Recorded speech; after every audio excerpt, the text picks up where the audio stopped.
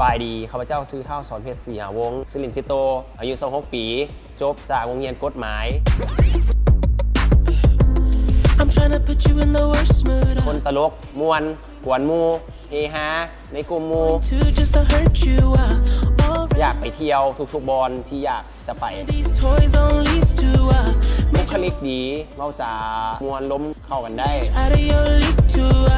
เซ็กซี่มีหุ่นเล็กๆน้อยๆ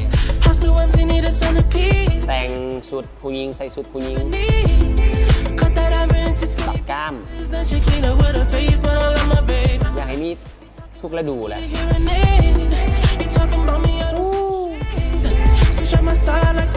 เกาหลีแก้มบองหรือแค่วแง่ฟิตเนสนี่เลยเพราะว่ามีส่วนผสมของ